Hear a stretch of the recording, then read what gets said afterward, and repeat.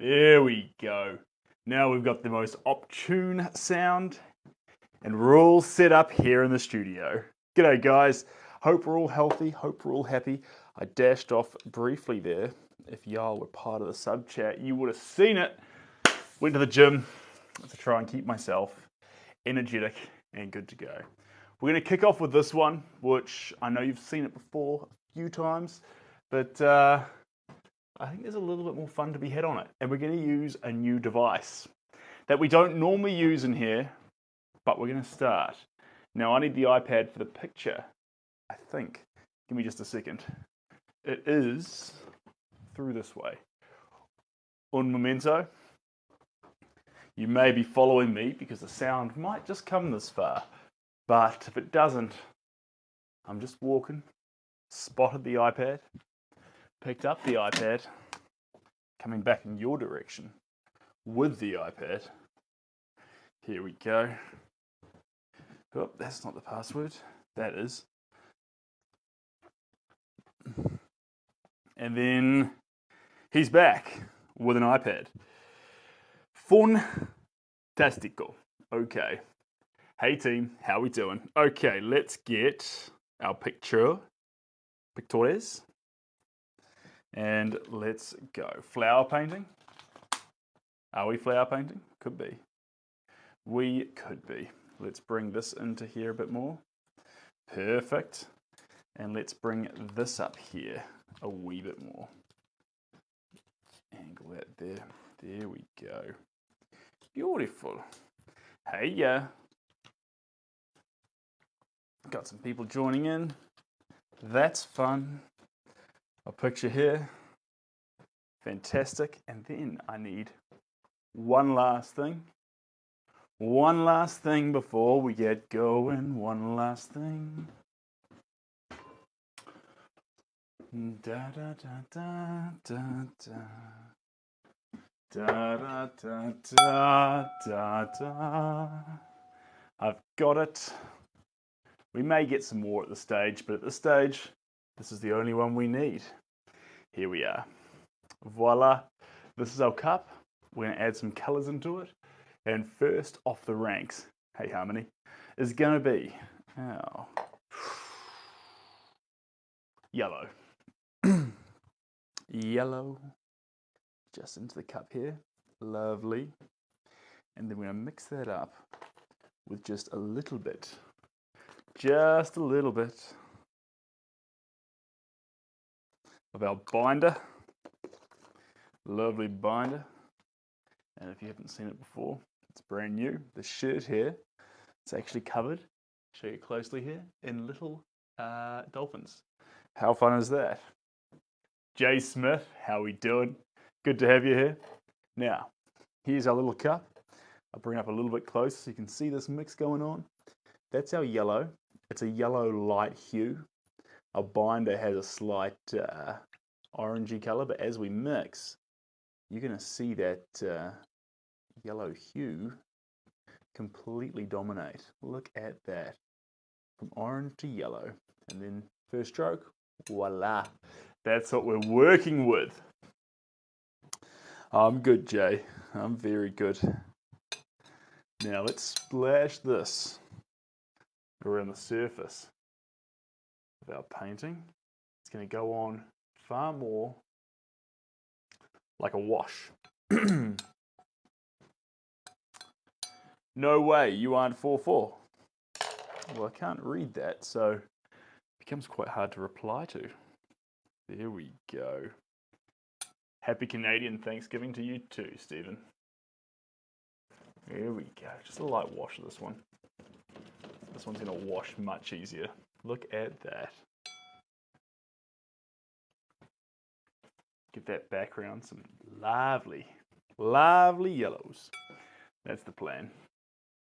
Splash it all around through here. We've changed this painting's colours a fair few times now. This is not the first time we've altered this background. Just playing with it. Allowing all these tones to build up, one after the other. Well, I wish I wasn't That way I could fit easily into planes, trucks, buses, chairs.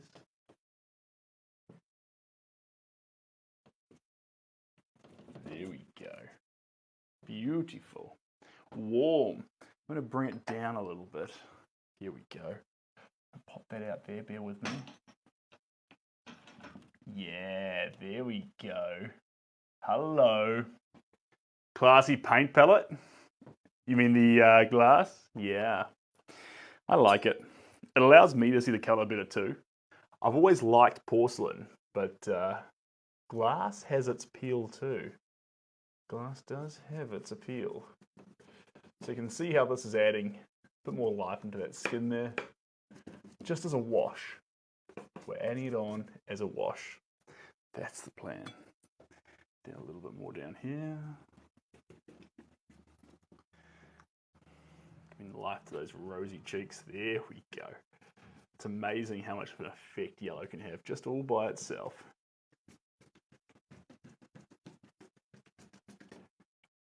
Beautiful.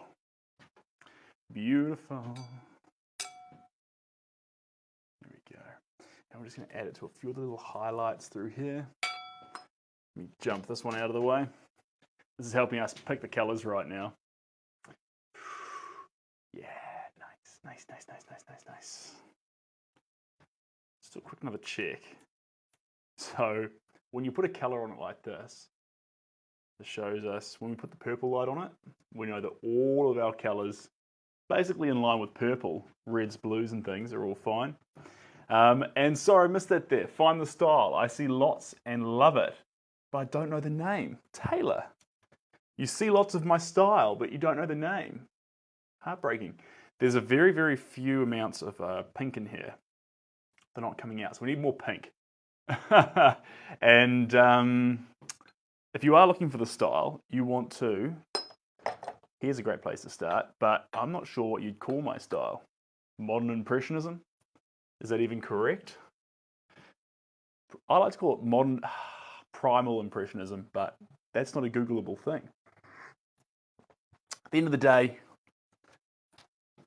the idea of finding a style and then deciding to copy it, I never really like that, because typically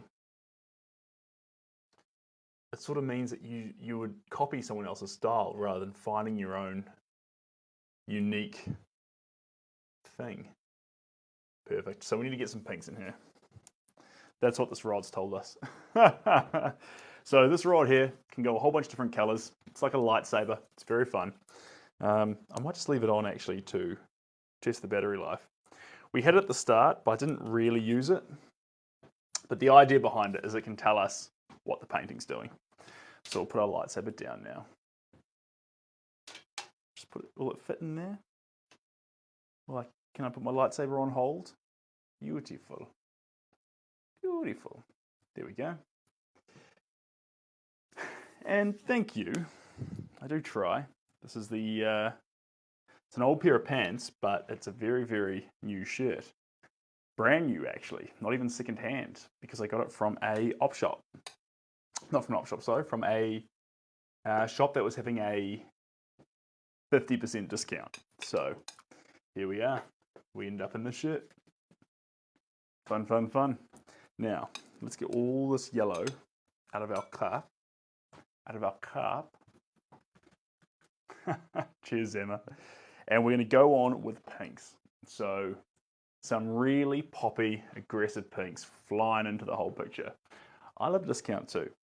I've got an absolute soft spot for a discount. An absolute soft spot. Now we're going to grab a bunch of this one. This is our paint of choice. Magenta. Lovely. And are we going to put it on as the popping magenta colour, or is that already well contested for? I'm going to add a bit of white in there too. Just get a bit more of a natural pink colour. That's the plan. And then just a wee bit of egg yolk. Voila. Voila. A glass, yes indeed. How wild's that? We're changing things around here. One radical change at a time. Nah, it's just a little bit of a play. We're going to try out a new way of spreading the paint for now. But we'll see how well it lasts. We might change back yet. We'll see. We'll see. Okay. Let's attack. I'm going to grab, I'm just contemplating big brush, little brush. Slightly smaller. This will do the trick. Hamish, I do mean egg yolk. So the egg yolk is a classic binder used in the past. It's called egg tempera. And it's phenomenal. It keeps it with a shining effect. So if you look at the paint and it's glistening, it's saturated, it's because it's literally these layers here, pigment and egg yolk.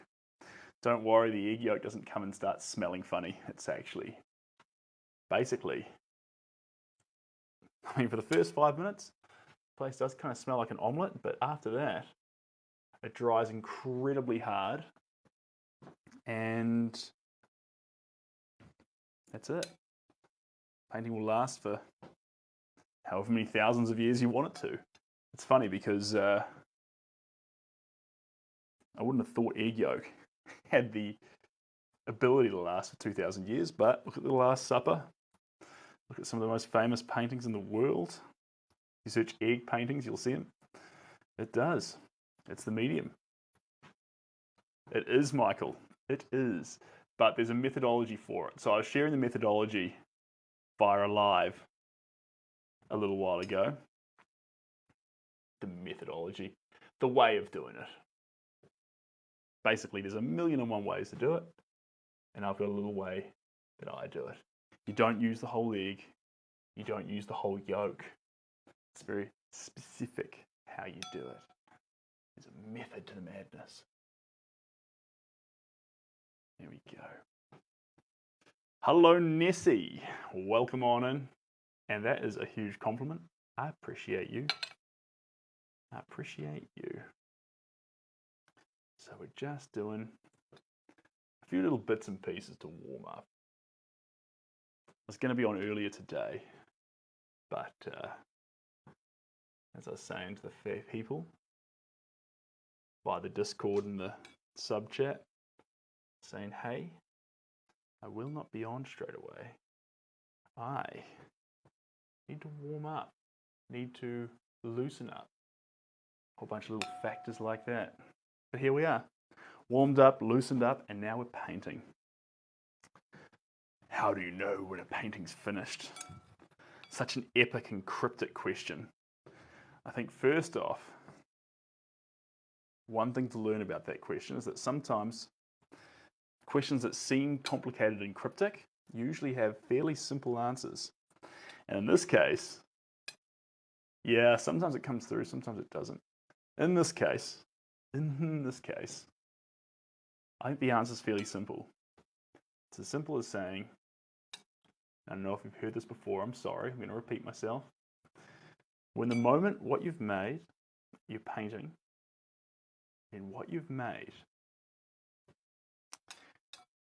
when the moment you love what you've made more than your desire to see what it can become. I'll say that again. When the moment you love what you've made more than your desire to see what it can become. Did we get that? Hey Larissa, how you doing? Interesting. Yeah, there's 1,000,001 answers for the same question. But think about it. It doesn't have to be a complex thing. If you stop painting, it's because you're happy with what you've got and you don't want to risk it going under the brush again and perhaps being ruined. But then if you were willing to put a brush on the work again, for whatever reason, even if you ruined it after that fact, it's clear to me that actually you were willing to lose what you had because you're willing to see what it could become. So when the moment you love it too much to put it under the brush again, that's when the painting's finished. You're too in love with what you've got. And that's a healthy place to get to. That's a place I think everyone in their own way is striving to get to. When am I moving? Soon. If you've looked at it on the website, there's already the page there sorted. And if you're in Auckland and you wanted to join the upcoming studio, flexible business space, so whatever creative pursuit you do, you can join in to the crate. Link on the website. If you're in Albany, Auckland, or around that area, you've got the chance, baby. I'm moving in there. There's a studio there. And we'll be doing a whole bunch of things. Come join in for Thursday night drinks. Come join in for networking, socializing. Just in general, connecting. All these things. Bianca. Yes. Aha. Where are you applying it? You applying it to relationships? The relationships, jobs. It's an interesting one because I'm not at all encouraging you not to take a leap of faith. But if there's a part of you that wants to, you should leap. Cheers, mate. What have you thought about painting a tour? I would love to do a tour. But at the moment, I'm tied up setting up the painting lab. So it's not going to be just for painters.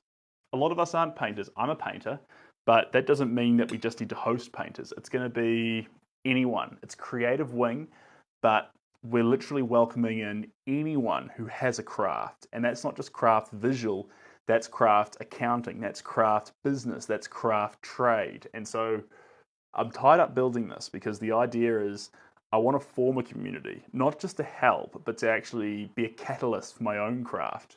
So you can do website. Michael, you're an absolute legend. My one's almost due for another upgrade, so maybe I'll start giving you some emails, mate. Maybe.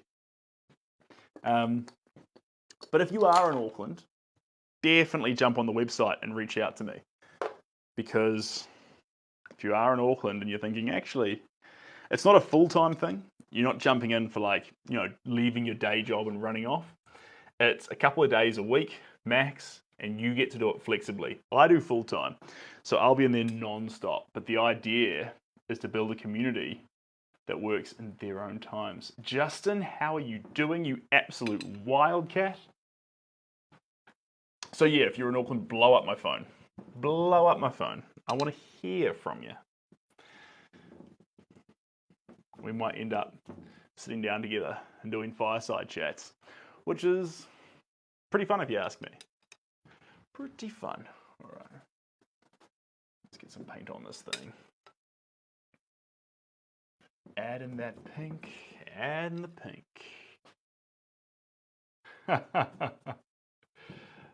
Yeah, I'm in love with this painting, guys. I think it does exude happiness.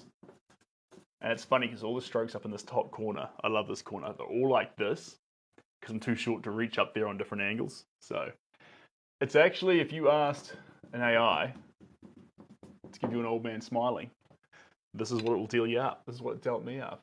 So we're painting that. Ah, naughty. Florida. I like your style, but it's a pity we don't see you as much anymore.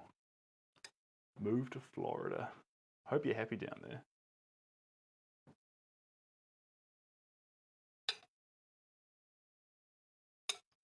Look at you.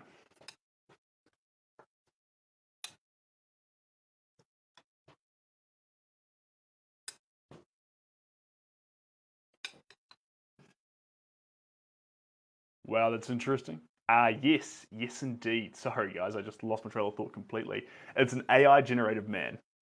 So the man himself does not exist. We use the reference picture by asking AI for what to paint here. And this is what it gave us. So here we are, painting Mr. AI. Now I'm going to put down these saturated pinks I have here. Bear with me.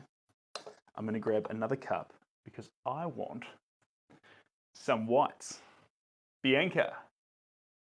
Whee! Missouri. Look at you guys all traveling around the place. And here I am in New Zealand doing my thing. Just going to come in here and grab this one. Actually, this one. I'm going to swap off the glasses and get a bowl. Bowl. Here we go. Move those paints up a little bit. Drop the bowl in here.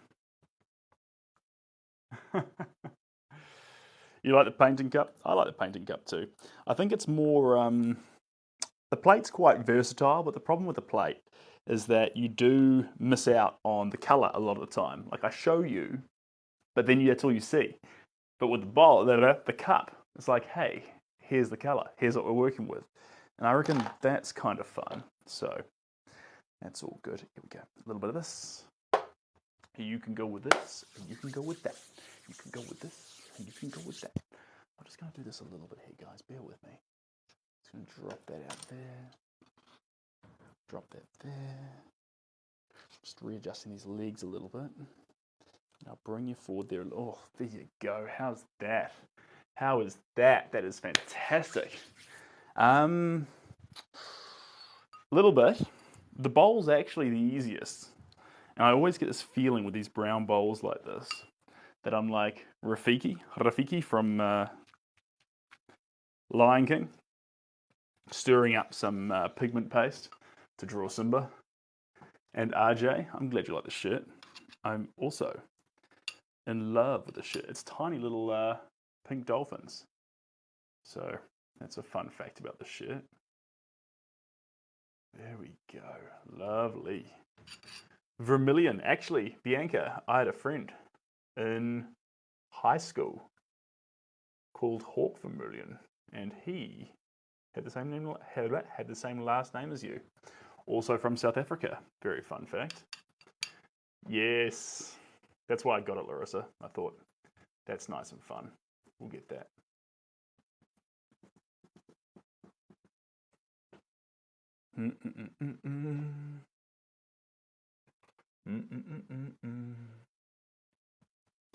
Beautiful.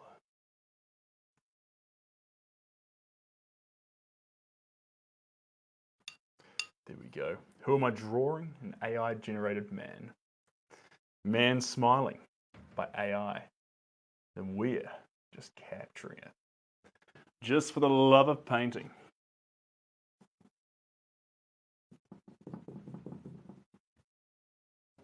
Which I reckon is pretty cool. Pretty cool, pretty cool.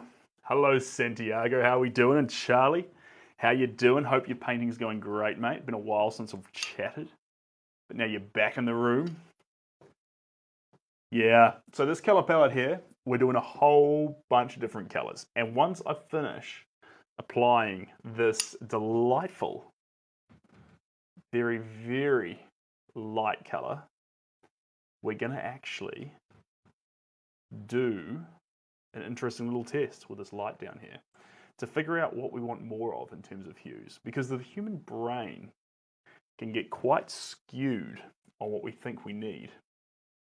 But I've got a little cheat method to figure out what colors we might still want to add. Because as you look at the picture, you slowly get used to the pinks and the yellows and the greens, and you get biases occurring in your own mind that tell you what you think you need and what you think you have too much of.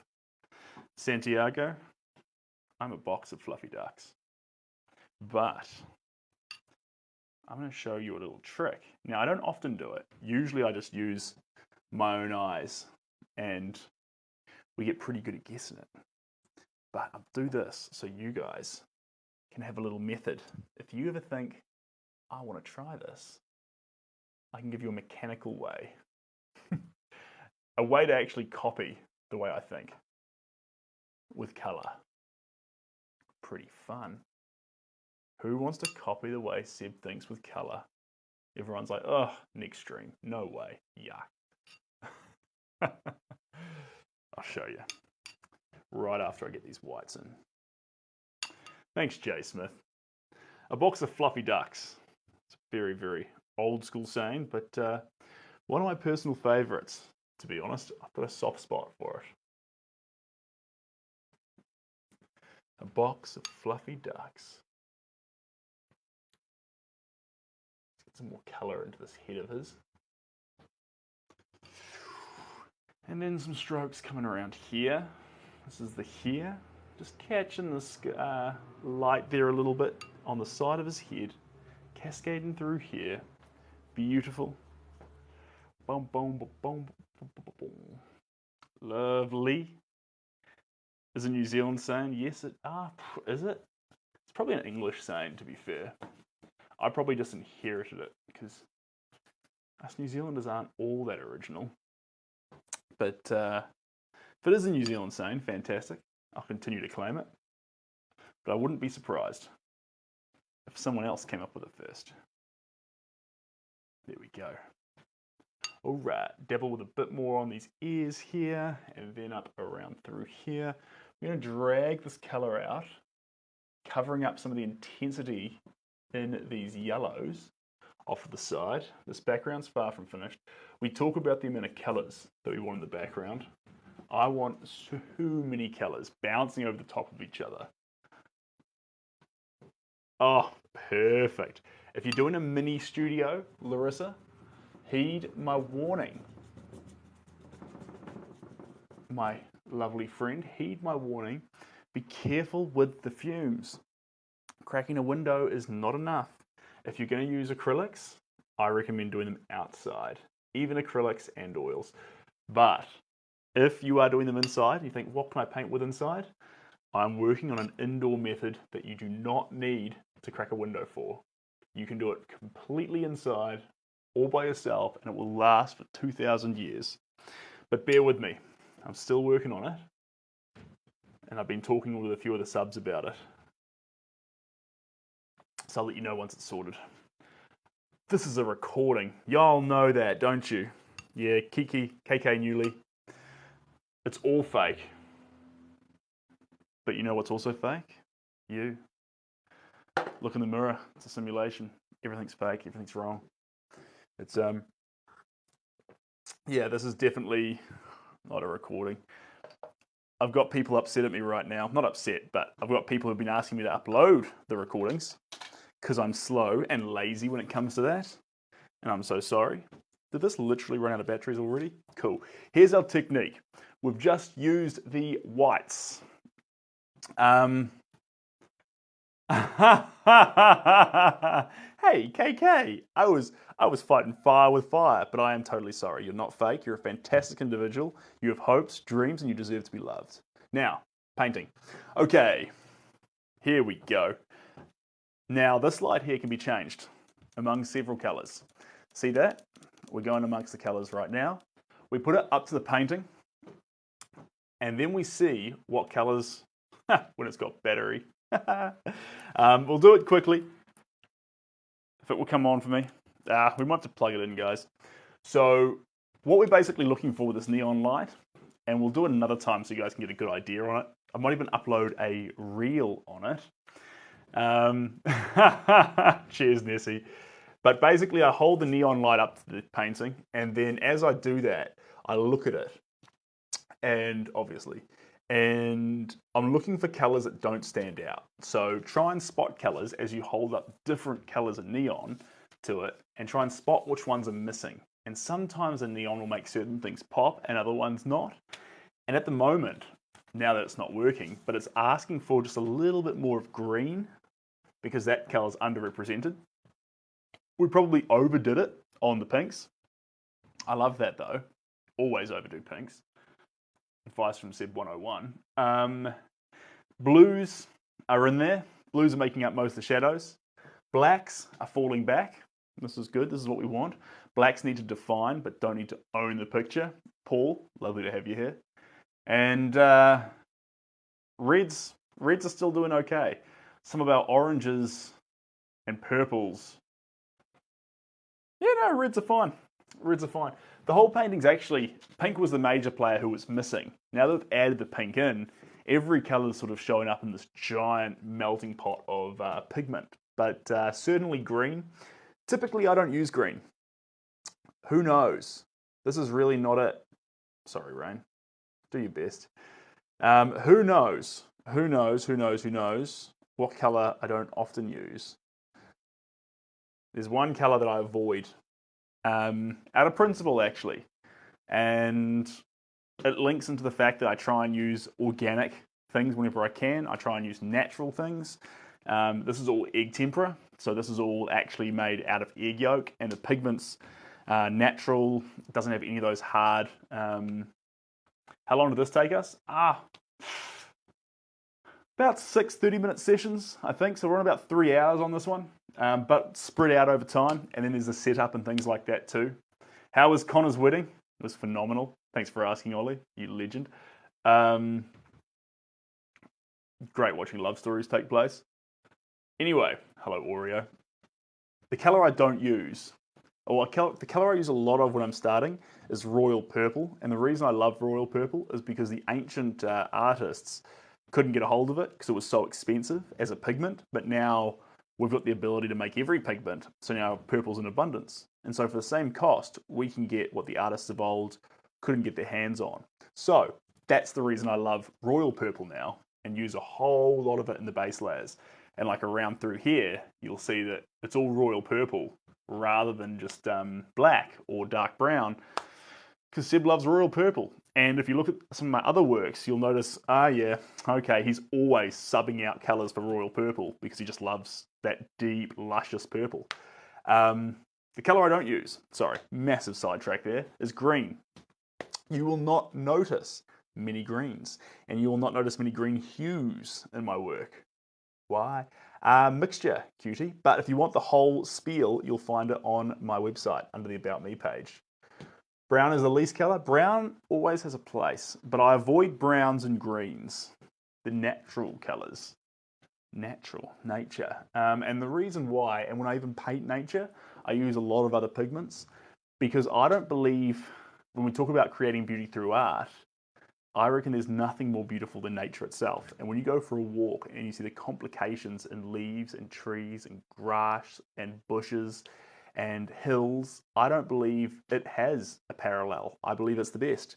And so, since it's the best, and I know we talk about the ocean and things like this, indeed, yes, if you're going to talk like that, maybe avoid all colours, but the natural world of living vegetation and how beautiful and all the scale of greens it can have, I just feel like I can produce a better piece of artwork with all the other pigments.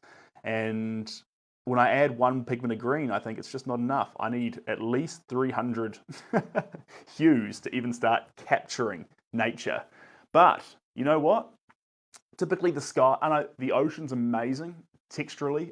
In terms of texture, love the ocean.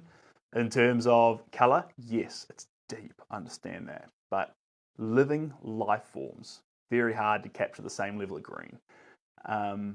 So yes, I do try and capture everything else, blue sky, blue ocean, but green vegetation, I typically leave the greens. Anyway, without getting too distracted, sky, I mean, BPV, you know what I love about that? You have an opinion. Now, I disagree with that opinion, but I will always back you up on the fact that you've got one. That's pretty cool. So, let me have a little look-see here. Are we going to add some greens into this? Maybe.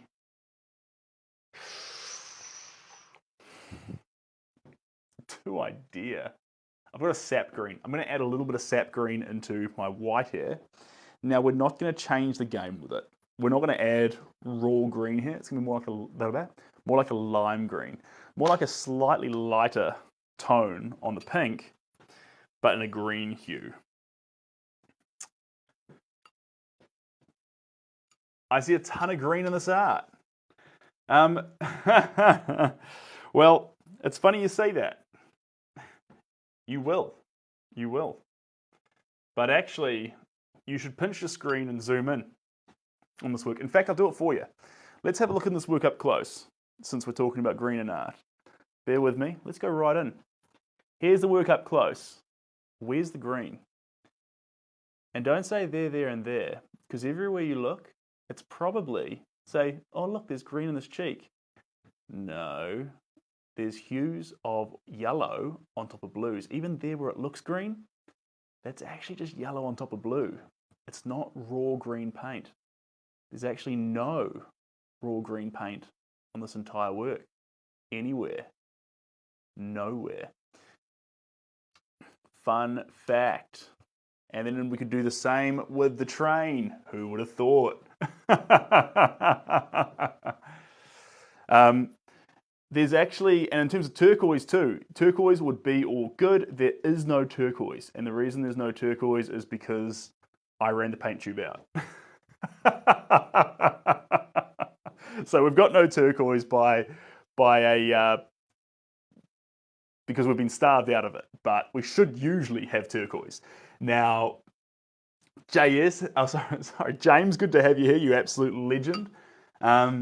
So, like I was saying, there's never any greens, but there is all the other colours that make you feel like there's greens. You don't just leave out a whole colour out of your paintings. Otherwise, you'll notice, probably. There does feel like there's green here, but it's only through the overlap of other tones. And so you get it because your brain says that's green, but actually when you come close, you can just see that it's yellow and blue crossing. Anyway. Hey, Ryan. Great gift. Great gift. Now, this is green that we're adding on now. A very, very light. This is the first time I've added raw green onto it. Very, very lightly mixed in with white. So you borderline won't even notice it. It's almost the same color as like a creme brulee. Creme brulee that's just about to expire. That sounds appealing, doesn't it? And we'll do this in other works too, team. If we're trying to show a face that's passive and contemplative, but not aggressive and forward, we might leave out the reds. You'll still see reds and those pigments in the skin, hey Vernon, but it won't be with red. It'll be with the crossover of different colours. You'll be like, but how do you make a crossover of red if you're using, because green's a secondary colour, so that's possible, but red's a primary colour, so you can't cross over to other colours to make it. You sort of can. Even though you're not using raw red, you can make the impression of raw red with the crossovers of things like pink and orange and these other pigments all fighting around with each other with touches of red in them. And then together, they bring out an element of red in a painting. So there's games we can play. Color theory. By God, it goes deep. The point here, and I don't have it, and don't think that, please don't come away from this thinking Seb has this rule that he doesn't use green. Seb does use green. And actually, it was well pointed out in the painting down here, there's actually a little bit of sap green in those trees. Not a lot, but there is some. Have I ever posed for a painting? Accidentally. Sometimes when I'm painting here, someone leaps on, doesn't have a subject to paint, ends up painting me, sends me the photo afterwards and says, look, it's you. I'm like, that's actually pretty cool. There was the one guy, Paul, I think. Simon, no. Great guy. Awesome artist. Would do like a sketch of me and send it to me during the live. It was quite funny because like if my shirt was untucked, it would be like that in the picture. And I'd be like, oh, God, missed it. No self-portraits. No self-portraits. Maybe we need to do one. There's just so much curiosity for one. But I just have such a taste for capturing everything else in the world. I don't know. Maybe we do it. Maybe we just get it out of the way. The shirt's about to get a whole lot cooler, Loki. The shirt is actually little dolphins. How about that?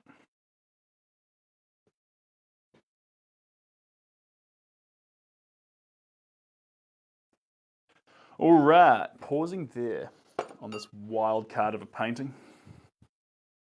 And I think we might just slash some paint onto our Liberty, and then we'll keep moving through works. What brand of paint? I chop and I change. Depending on what you're after, once you move into the best paints, the most expensive paints, I'm putting these asterisks around it.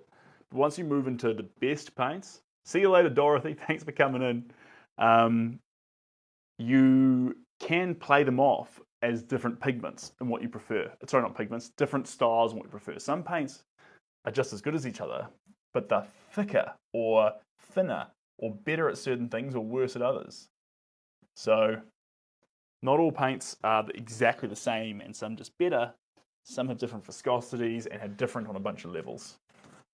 So decide what you're after with a paint, and then you'll have an easier time finding the paint, is what I would say. If you're after something that mixes easy, something that remains shiny, something that dries flat. Chad, come on back, Chad. We've heard that one before. You need to come in here with a new one. And hello, Kelly Q. Welcome on in. Great to have you here, as always. Wait, so you go live every day? Look, Dorothy, most days, but I don't want to say every day because like we do miss some days. We didn't go live over the weekend, and we should be though on one or the other. We should be live on TikTok or Instagram. But I'm setting up a group here in Auckland at a new studio, and we're working on a few things here and there. Kiwi is correct. So on a regular week with no wildcards, we absolutely should be live once a day. But life's crazy. All right, well done. You're back, Chad. That's an original. Appreciate that one. Here we go. We're going to put that there. Now spin this around just a little bit. Come with me and you'll see a whole picture full of pretty pigments. Okay, this is what we're working to. Looking beautiful. I'm going to move this over here a little bit. And now we're going to get some color on this fantastic Pictores. Is that the right word? Pictora? Pictores? I forget. There we go. Sorry about that bar getting in your way. Just setting this up for a time-lapse team. You go, oh, he's so slow. Yes, he is. He loves to muck around. No, I try not to. Here we go. There we go. That's all sorted there. Slow it down just a wee bit more. Because this one here we're going to hit with a whole bunch of pigments. Whole bunch of pigments. So we're going to have a bunch of fun. Okay. Jacob, good to see you too. Any on character design, any tips? Look, honestly, I reckon you know more about character design than I do. Just got to make sure you have a whole bunch of fun. Kelly, I love you to bits. You're a lovely, absolute swan. What made you get painting, get inspired? Honestly, this is my style. It's always been my style. A lot of people have their own unique style, and if you look at early pieces of my art, you'd see the style trying to come through, trying to actually make itself known. But you've got to go on your own little journey to find your weird, quirky, wild, funny, different style. This is mine. And it's not going to change. Jacob, welcome on in, you champion. It's not going to change from this. Or it might. Actually, it might develop as I change. But your style, I could say, I want to do realism. I want to do landscapes. I want to do blocks.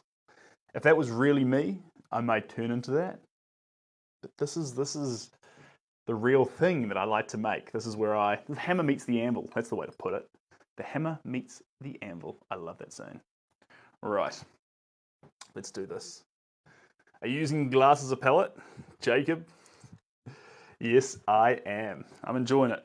It's we're back on the luscious pink that we started with. Let's start painting with this. Pretty fun. Okay, let's do this. Ooh.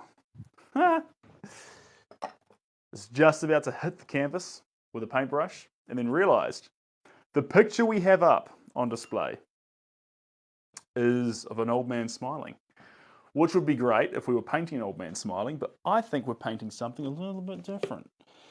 If I can just find where I put my picture of Lady Liberty, then we can start.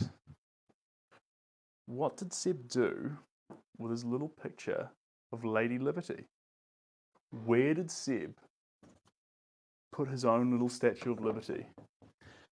How do you lose the Statue of Liberty? Come on, Sebastian. Ah, there we go.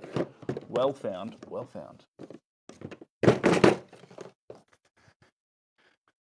When a preacher talks to heaven, he talks about it real nice. He says you better get to living. You don't get to live it twice. But unless he's got a dirt road leading down to a fishing hole, I don't want to go unless heaven's got a dirt road. There we go. There we go. All the way down. Way down we go. Jamie B. I'm fantastic, Jamie. Naughty. I'm fantastic. It's good to be here. We're about to start painting Statue of Liberty with a delightful shade of pink. I'm excited. And then we'll get in there with the whites and things like that. But in due course, I might just wheel you around this way a little bit because there's nothing going to be in that sky at all. It's going to be all over this area, so you're in the right position. What's the painting behind the happy man? Ooh, that's our train. We need to get onto the train. We got paintings on paintings on paintings. This happy man here and this painting of Statue of Liberty though, these ones exist for a very specific purpose. These are testing out a new painting technique. Egg tempera. And should it work, do all the right things, we might start using it in a few other works. But at the moment, we're just playing.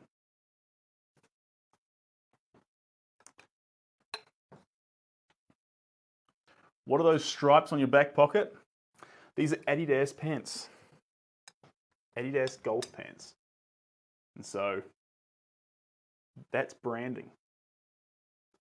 Don't worry, Adidas doesn't pay me. Imagine.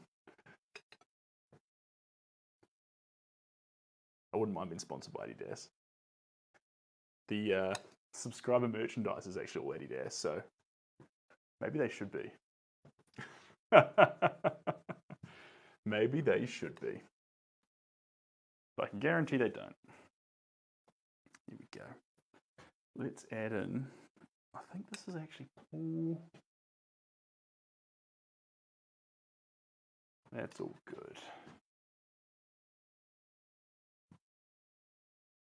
There we go. And let's slam a bit of this through here. Statue of Liberty. And a whole bunch of delightful pinks. The good thing about this medium too is how delightfully well it actually allows itself to be made transparent. Sometimes with acrylics and oils, you sort of feel like you're fighting with them, telling them to be transparent. Whereas with the likes of egg tempera, you really feel like it's demanding to be transparent, and you're almost fighting it to be more opaque. I like that. Hey Rockwell Stan, welcome on in. It's good to have you here. All right, hold on. This is the swap we're doing. Ready?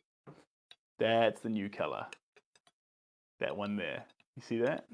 I'll bring it closer. Voila. All right. Let's add this one in here. Favorite other things to spend time on? Well, it's a good question. I like to go for a walk. Went for a walk recently to Mercer Bay. You might have seen that on Instagram. Go for a trot and scout out new painting spots. I've recently started, this will be exciting, this is news. Who's ready for some news? Thanks, Rebecca. The news is, I've recently just done the first draft, haven't done the pictures yet, but the first draft of a ba-da-bing-ba-boom children's book. How exciting is that? It's the first draft of a children's book. Oh, thanks, Rockwell. You're a legend. We're just playing around, layering up, seeing where it goes, and seeing how many layers of egg tempera we're allowed to put on a painting until we've overdone it and it starts to crackle. Right now, we're on about 15. We're told we have to stop at 20. I'm going to push it to 35. If I get to 35 without it actually breaking up on me, I'll be like, perfect. That's as far as I want to make it. Because our usual paintings are about 20-ish layers. So if I know I can do 35 layers, then we're in the safe zone always when we paint. And we're not limiting ourselves as we get towards the tail end of a work, being like, oh, I better slow down on the colour. We don't want that. We do not want that. Yeah, I thought so, Ryan. So I don't think it'll be a hard copy book. I think you'll be able to purchase it online. Or maybe. We'll see. Maybe we make it available in hard copy. I don't know yet. I want to make the book and then I'll see how it feels. I'll see how it feels. And if it feels good, maybe we send it live. Regardless though, guys, I'll share it with you guys. I'll share it because what we'll do is, there we go, is even if I don't turn it into a book form, it's like designed to be a book with deep philosophy behind it, like what we talk about, but in a way that's palatable for a kid. Kind of like how Disney always has a deeper meaning behind their movies. Doing the same thing with a book. That's the plan. There we go. Lots of this. Well, Michael, now you're here.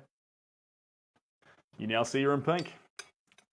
She's got a little bit turquoisey, to be fair, but she's fun.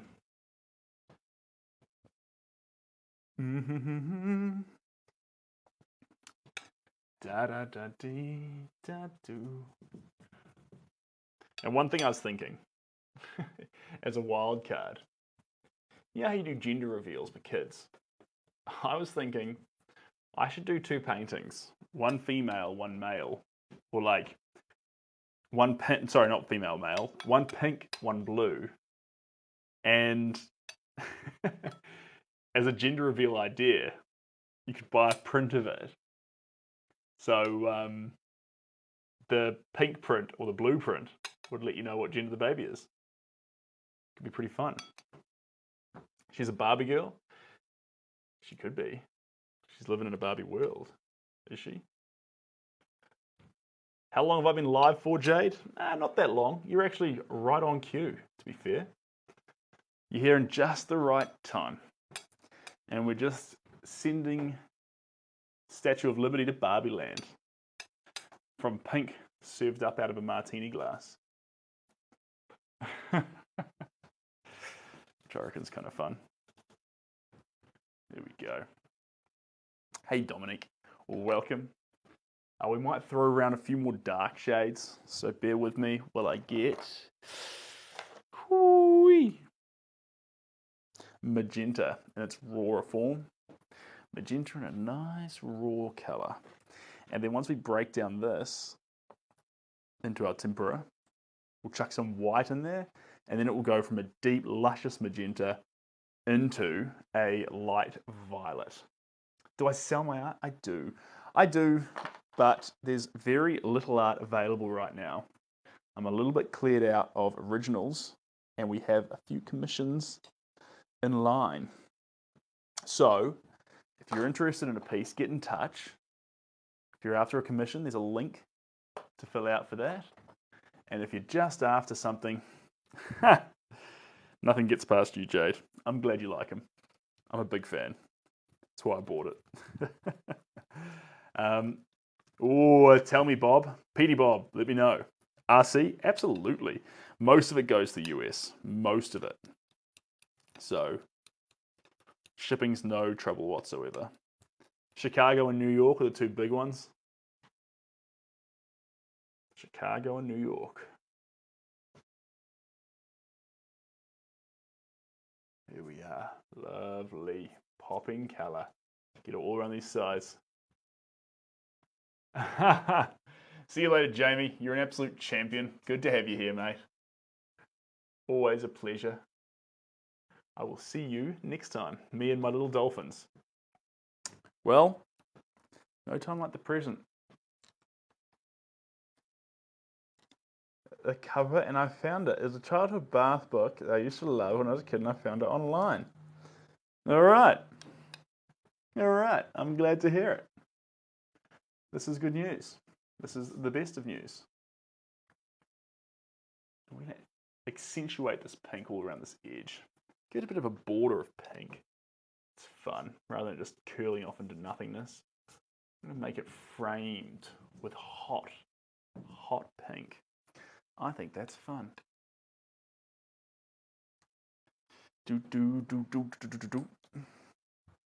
Let's chuck this.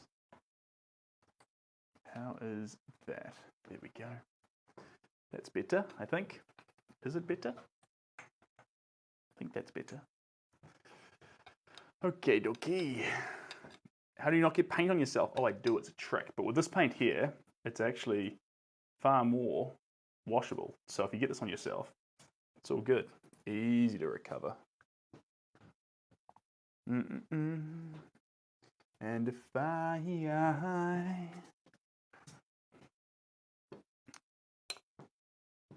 almost hit myself with a drip there, but we did not. So we're golden. Yo, what did you miss? Victoria, everything. Oh my God. There's so many things that happened while you weren't here. I can't even fill you in on them all. It was just so many things. It'd be truly, it would take hours. It would take hours to get through it all. Here we go. You sign your artwork, Michael? Yes. I prefer not to. Not signing it's my preference. But some people love it. The reason why is I like the actual, sounds cheesy, but art to speak for itself. And I love us to be able to see a piece of artwork and appreciate it without having to worry about who created it. Where is this piece from? What was their inspiration? Who are they? Appreciate the piece, fall in love with the piece, and then get to know the artist. Or completely vice versa.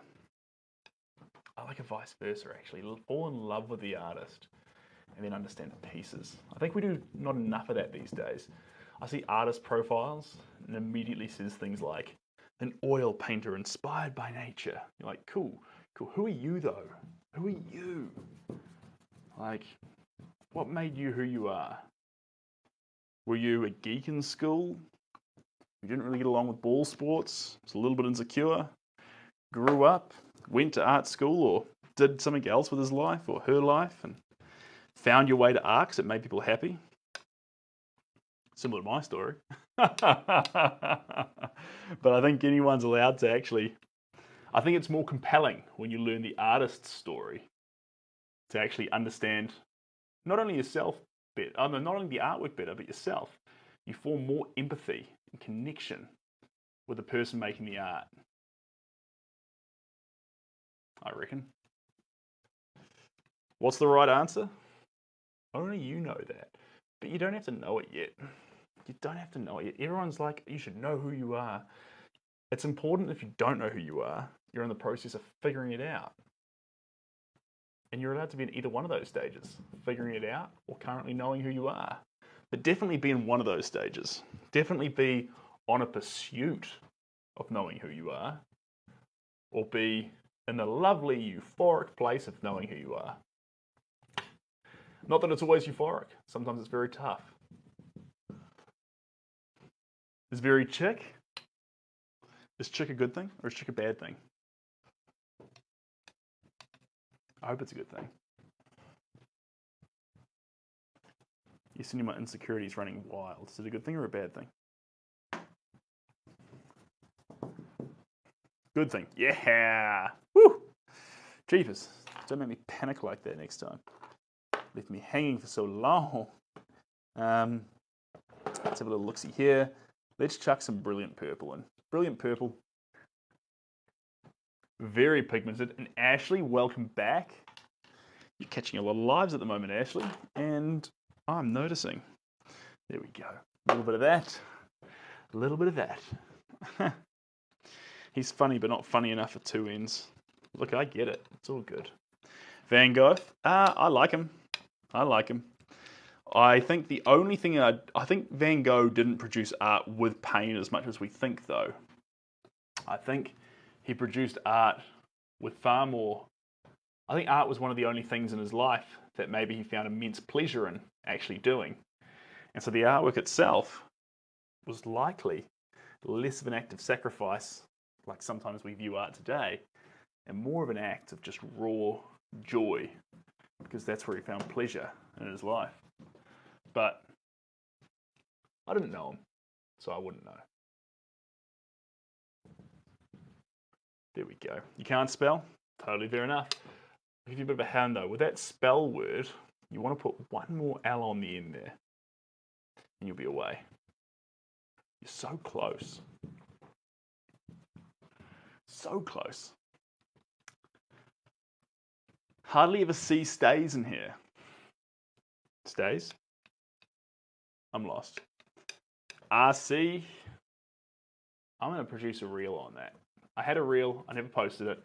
We're going to post it tonight, guys. And it's going to say this exactly. Mark my words. It's going to say, you know a painting's finished when you love what you've made more than you desire to see what it can become. One more time. You know a painting's finished when you love what you've made more than you desire to see what it can become. When you still want to see it become something more or different, you'll keep working with it. You may ruin it, you may not, but you're going to want to keep working with it. When you love it so much, you don't want to see what else it could become. You don't want to change it. You don't want to modify it. You don't want to work on it. You love it just the way it is.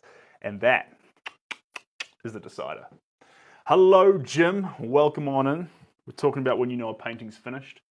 And I was just saying that it's come up that many times that I am going to make a reel on that now. Aha!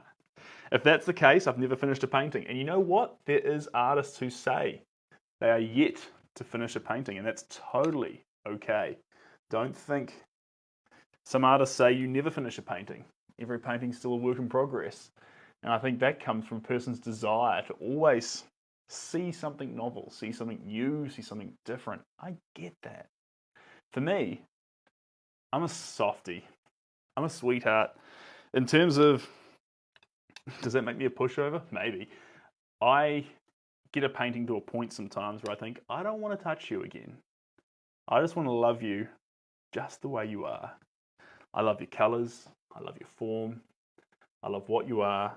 And I love the point in time or the thing that you're trying to represent. I think you're good enough. And at that point in time, I just let the painting be. And yeah, there are imperfections in it. When is there not? There's always an imperfection in something. But you can still love it. You can still leave it. Michael, neither. This is Egg Tempera. You're watching me paint with the oldest painting method in the book. And I'm painting literally with egg yolks. How about that? Would you guess? And a few months later, I want to revamp it.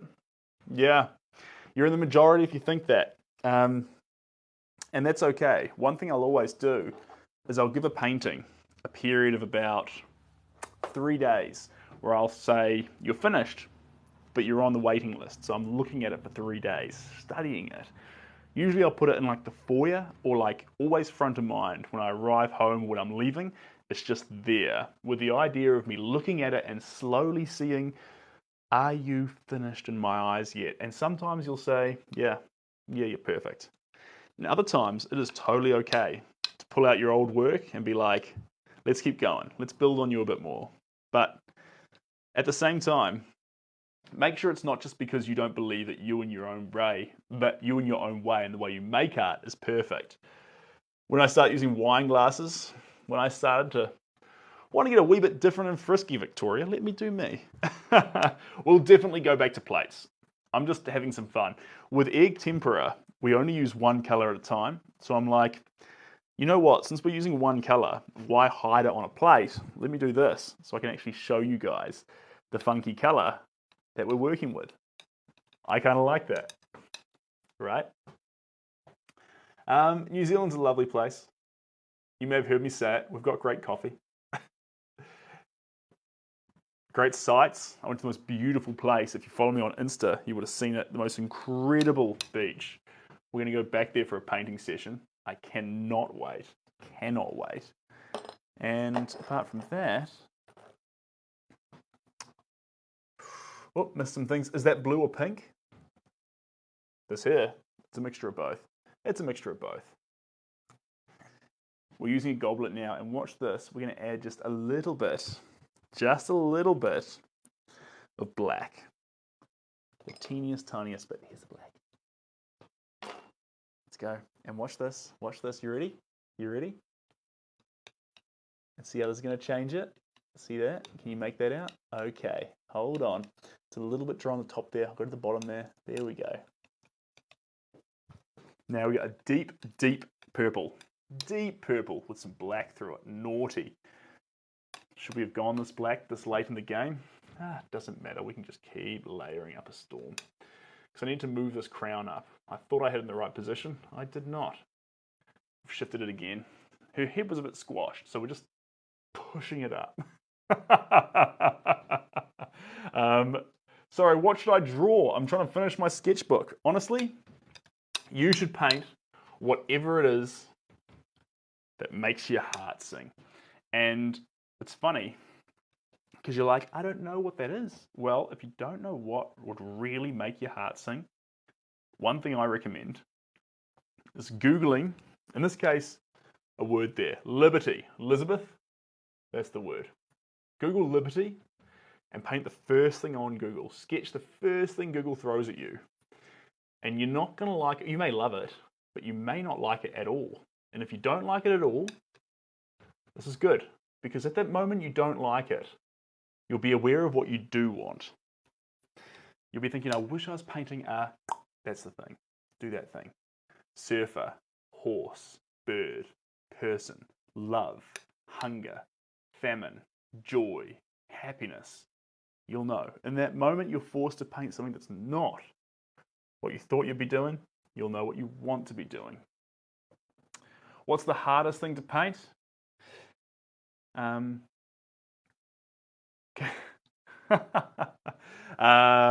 What's the hardest thing to paint? The hardest thing to paint, I reckon, is the hardest thing to paint. Let me get emotional here. The hardest thing to paint is something that's actually true to you. That's actually by painting it, you've literally exposed yourself. And the reason why that's the hardest thing to paint, and it's different for everyone, is the fact that once you make it, you put it out there in the world and people are going to see it. It's almost like strangers getting the opportunity to hear you having a deeping, meaningful conversation. You know how you run away from a party or you hang out with your best friend on the couch watching a movie and you have a deep and meaningful conversation about where you want your lives to go and who you want to be and the way you want to do it and who you want to be surrounded with. Imagine if you did that and you could do it through art to really expose yourself. And then imagine strangers could look at it. How exposing that would be. Now, the ability to do that will not only make people who would love your art be able to find you and resonate with you and connect with you, but it's also going to make people who don't like your art, who don't like what they see, share their opinions. And because it's the real you that you're exposing, it has the potential to hurt you. So that's a scary thing. But please, please, please, I can only encourage you to try and muster the courage to make something true to yourself, whether that be with your own craft, with woodwork, with paint, with sculpture, with whatever career you've got. Make it true to you. And when people don't like it, if they're the first ones you run into, don't let that break you. It'll be tough, but don't let it, because if you just get past them, the people who don't like it, by polarizing them in one direction, trust me, there's a group of people, if someone really didn't like what you make, who will absolutely love what you make. If it's able to produce one subjective emotion, it can produce the other one. The worst thing that can happen is that your art gets completely ignored. That means that likely means that what you're making isn't something that's from your heart. You're producing something that you think everyone else wants to look at. And sometimes that can be the most punishing thing of all, to you and to everyone else. That's what my art used to be. I thought I'd make art that would make everyone else happy. So I made what I thought they wanted to see from me. And what a grueling, ugly process that was. But then when you start making art that's the true version of yourself, and you share and expose yourself through it, suddenly that gravitates people towards you. So in your own way, that's what you want to go for. I think I missed a few comments there. Sorry. How do you get inspiration for your next painting? Great question.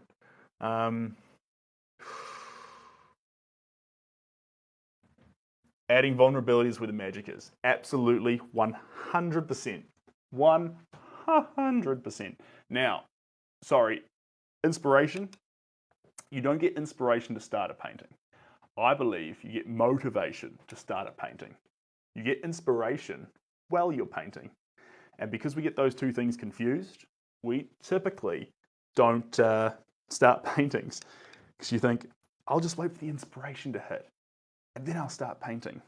When if you only just started painting, it'd be a self-fulfilling prophecy that you'd find your inspiration. So, what do I mean by that? Motivate yourself to know, just like going to exercise, going for a walk, or having a healthy meal, you know that although it's not the tastiest thing or the best thing you could be doing right now, it's going to make you feel good. It's going to do something amazing for you. In the same way, if you're trying to motivate yourself to paint, think of all the good things that can come from it. And then once you start, after you've actually done some stretching, yoga, exercising, whatever it is that you like to do, and you feel good, you feel your blood pumping, you go for a walk and you see the sun and you suddenly feel a little more euphoric today than you did before you went for your walk, those same feelings in all their different little magical ways can rub off on you if you're a painter and that's the thing that makes you feel good. There. So, motivation to get painting, inspiration from painting. I think that explains it. Hey Lee, how we doing? And Rebecca, good to have you here. David Bowie said a similar thing. Maybe I'm just copying him.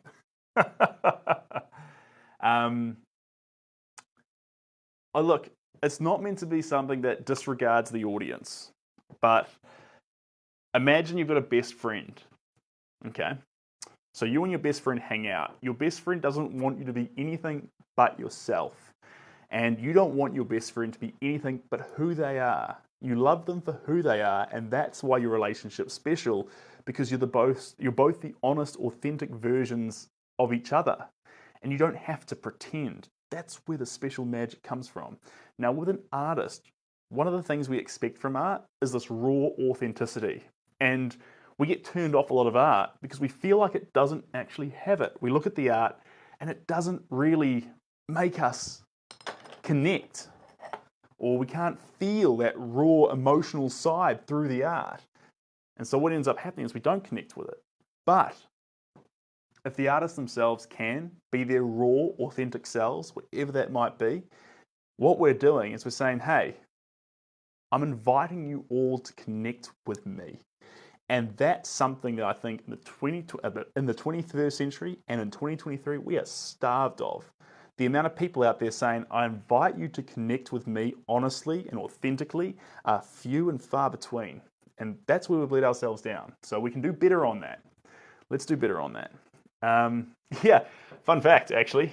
I was 5'11", because everyone was asking and I'd never cared, so we were giving an answer. Turns out it's 5'11". I just measured today. So anyway, fun fact. All right, I'm going to grab some cloths because I need to get this purple off the brush. And then we're going to add a bunch of light pastel violet through here and outwards. We'll put a little bit of a glistening color behind her, make it pop. Hey, whatever your art form, you are more than welcome to connect with it.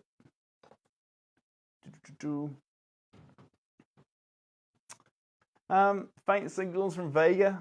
Look, I don't care what we want to talk about in terms of what we think might have created an environment where we're less honest and authentic to each other interpersonally, but I don't even think it matters. It's kind of like two kids playing in the schoolyard who are now arguing. Who cares? Let's just make everyone friends. Let's just be happy again.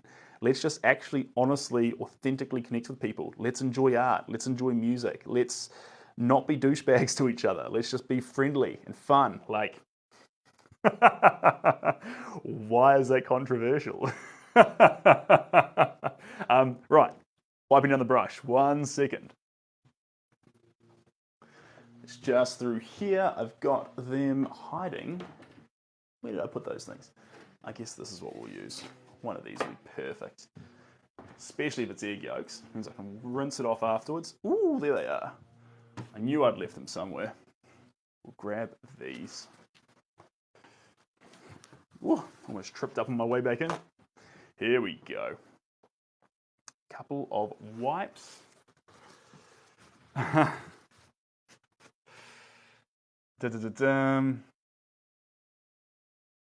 Oh, Sebastian. Sebastian. Just relax. It's all good.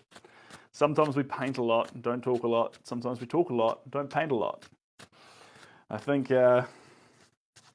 thinking the show needs a structure. There we go. Perfect. All right, let's get started. I don't use a slow drying medium. Not in the slightest. Yeah. So think of it like a movie. Some people like action. Some people like dialogue. Some people like character building. I, for one, hate the scenes at the start that slowly develop each character before we even get towards a climax. And my mother, for example, or other people might love the fact that characters get established before they dive into a storyline. At the end of the day, we've each got our own preferences. And this is that acceptance and love that I'm talking about, guys. Let's all just have our lovely conversation. Here we go. A little bit in here.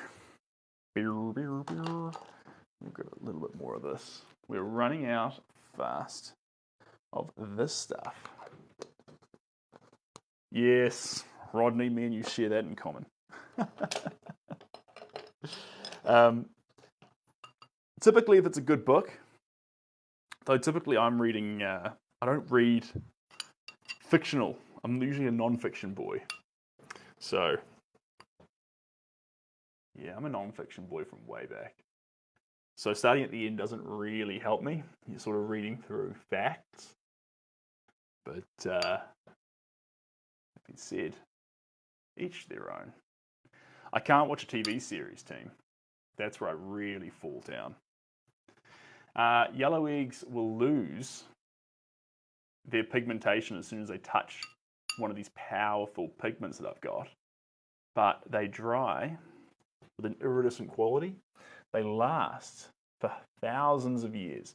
The Last Supper, some very famous paintings are made with egg. And if you look after it correctly,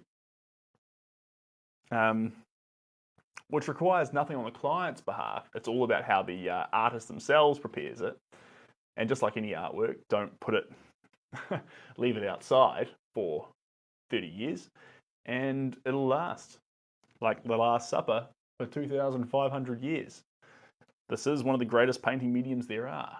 And oils actually slowly yellow after about 500 years. But the lovely egg tempera does not. How about that? Wild. The Last Supper is made from egg. Da Vinci was quite keen on it. He didn't do the Mona Lisa with egg. That is not the case. But that's why her detail is exceptional, because it was done with some of the first oil paint that they had, which was starting to become popular at that point in time. Basically, egg painting was the go until the Renaissance period. And in the Renaissance means return to. So Renaissance was a bunch of artists decided to return to the old school perfect forms. They had oil painting backing them up, so the paints would stay open for a long period of time. Open means that they'd be able to continue to mix them for days and days and days, which helped with exact detail. And they produced some of the best work. But oil painting is one of the greatest ways to paint, except it dries incredibly fast. Now, with our style, we're swapping between these colors like an absolute madman. And since we're doing that, one thing that we need to do is have the layers dry really fast. In fact, with oils, it completely changes the way in which I have to paint. We have to be far more careful, less irrational, less erratic, less expressive, because if we land a stroke that's incorrect, we're committed to it. But with tempera, a stroke that lands incorrectly is just another thing that exists as we continue through our process. So I love this. And plus, you know what? No fumes in the studio. Just the delightful smell of omelette. How sweet. Do artists who use eggs have ant infestations? No, they don't. So they're only using the egg yolk. And it's not the membrane, it's just the golden yolk in the middle. And of that yolk, it goes on the canvas. Literally, only these strokes will be wet right now. All of this is dry. This out here, you watched us paint these. These are practically dry now. This background, hear that? I'll come right close to it and do it again. Hear that? It's literally dry. So all that pink we added at the start is now done. So there's nothing here for an ant to eat. And then you don't varnish these. So the color of it's so beautiful that you do not want to put a varnish over the top like you do with oil paintings or acrylic paintings. With these, cheers Rodney, you legend. Rodney's like, me and this guy, reading the last pages of books, we connect.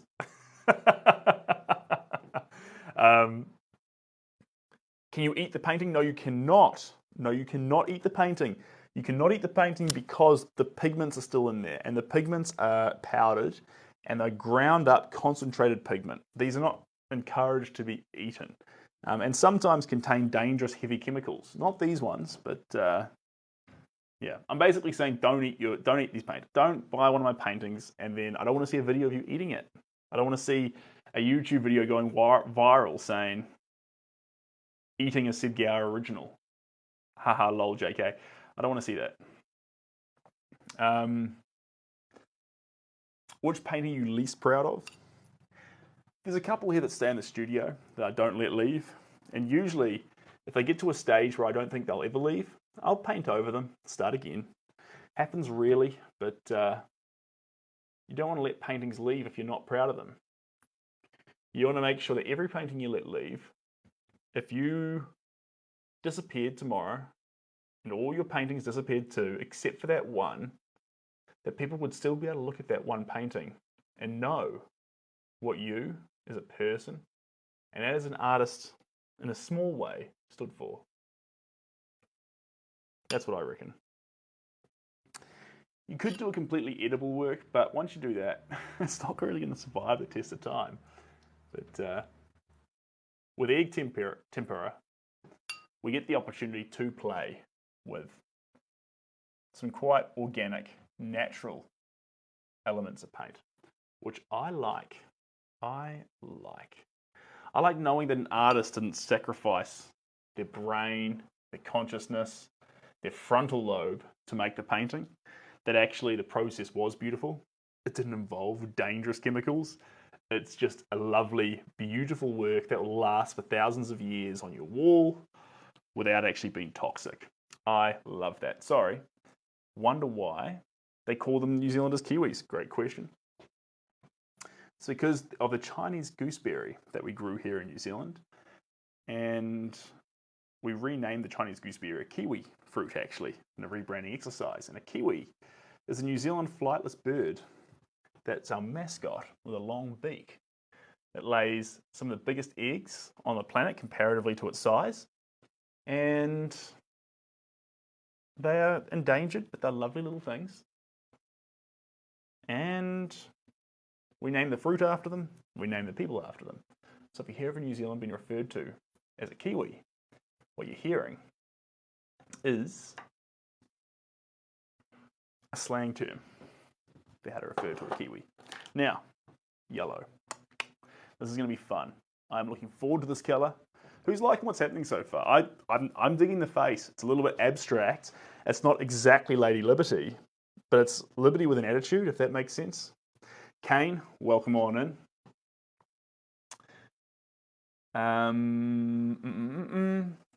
Honestly, I would like to go into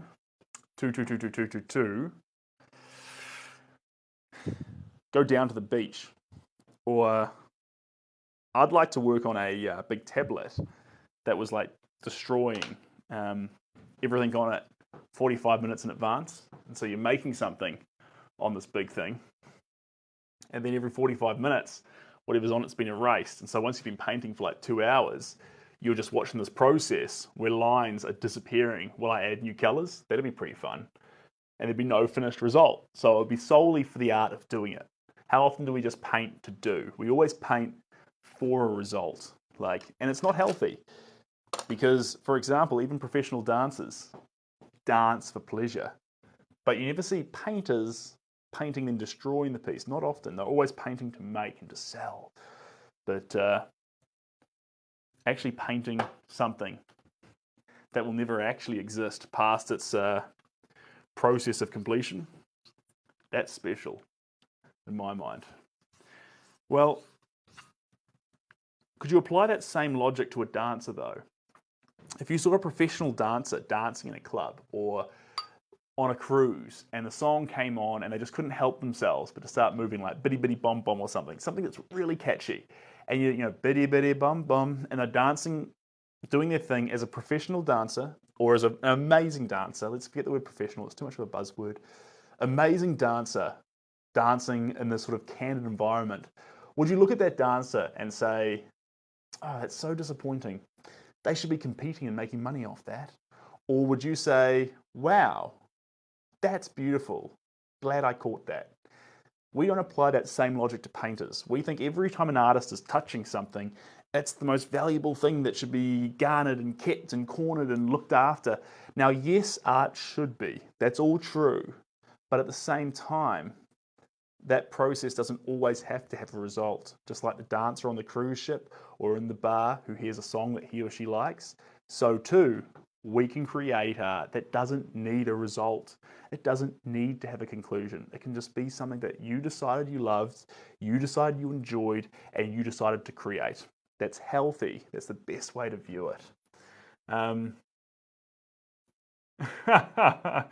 have you know that I absolutely love Sienna. She is fantastic. Yes, there is a heartbreaking element to it, but at the same time, isn't there something that's beautiful in that? And that what you make in this little moment, in this moment alone, it exists. And we can share that moment together. And it's not going to get taken further and traded and given out. It's our moment that we share right now. Isn't that kind of cool? Like, think about the cave paintings in Turkey. Do you think they painted those so in 60,000 years we'd see the cow and the person and the that sort of? No, I don't think so. I don't think so. I'm not sure why it exists, but I don't think they needed to prove they were doing something of extreme value, but actually that in a small way at that point in time by making it, they were saying, I'm here, I exist. We don't need a result for us to say that to each other. We can literally just be here and enjoy making. I absolutely love that.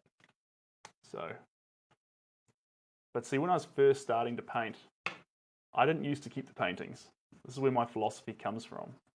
I used to actually destroy the paintings. Not because I wanted to destroy them, but because I was short on surfaces. So I'd paint, and then I'd cover it up, and then I'd paint, and then I'd cover it up. Very funny. So you'd paint it white every night, kind of like Hilary Duff from 50 First Dates. And I loved it. I absolutely loved it. Every second of it. But those moments were shared between the live stream, whoever was on at the time. It was on Reddit, so the actual streams are gone now. The live stream, me, and that moment. There's no recording. There's no evidence of it through art. It was just the moment. And I think that that is arguably one of the most purest and beautiful forms of art. That you could just share that in the moment. Sounds a little like theatre, yeah? But you can't replicate art. You can replicate a craft. And with theatre, you have opening night, and the night after, and the night after, and the night after, and closing night, and then a script that you can repeat again and again. But with a good painting, with a painting with random sporadic strokes, with moments that come together and fall apart, sometimes in beauty and sometimes in mistakes, that's irreplicable. That was made in that moment and now it's disappeared. And that's pretty cool. Jeepers. Well, it's funny actually. I originally started painting. Well, I started painting a long time ago, but did I say back into painting? I've always been painting. But I had another job. I wasn't doing painting for a living. It wasn't what I was doing. I was just painting because I wanted to use it as a form of expression.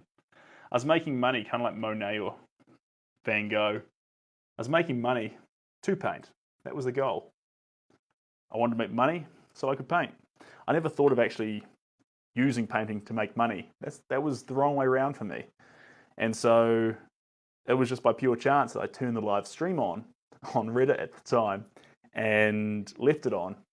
I remember turning back and I used to just leave it running while I painted. It was no talking at all. And I looked back and the stream had 25,000 people watching. And I just absolutely froze. Didn't know what was going on. And that was the beginning. And then from there, aside from just the group that I used to have asking for commissions, I had all these people from all over the show asking for work. And it got to the point where it was taking too long to make the work because I was working another job. It was months and months and months. So at that point in time, I had to make a choice. And I made it. With the help of some loved ones. But I thought, right, maybe we just attack this full time. Maybe we jump off the deep end here. So to look after people asking for things, we did. Here we are. Pretty crazy. Sorry, that was 2.5 years now? 2.5 years? 2 years? I forget. Definitely within the last 2 years. Until then, I did not exist. I've only existed on social media in the last year. Hey Paul, how we doing? This wasn't something I'd do. I made a promise to myself when I came on social media that I'd make sure whatever I did here, I wouldn't let social media change me in that I'd start being what I thought other people wanted me to be. I would just be authentic and hopefully find people who resonated with that in the same way I do. Or I'd look like an idiot in perpetuity. And I think we're slowly finding people. We're finding people who agree with that. Not misfits, not outcasts, but people who genuinely just want some honest, authentic connection. I'm starved of that in a world where I don't think we actually do get a lot of it. Just a whole bunch of polite, predetermined conversations. A whole bunch of conversations about people and events, but so very, very few conversations about feelings and ideas. Which is ironic. You'd think feelings and ideas would be the easiest things to talk about. And yet for us, they now seem to be the hardest. It wasn't that way when we were a kid. It was the easiest thing in the world to talk about your feelings and share an idea that you had. And then somewhere between being a kid and an adult, somewhere between that, or being a kid and not being a kid, we forgot how to share our feelings and ideas and just learn how to speak about people and events. And then we wondered why we were lonely and why we didn't connect as much. Wild. Aaron, welcome on in, you champion from New Zealand. Good to have you here.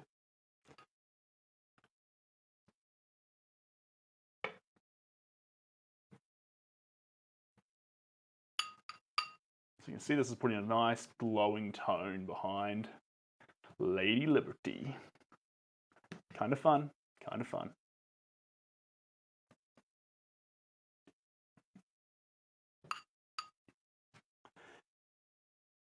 Lady Liberty is doing fantastically, Paul. Thanks for asking.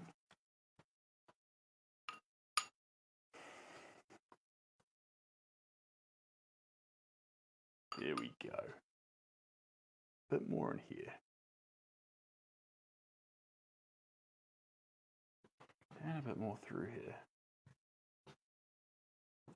There we are. Lovely. I wonder if we actually...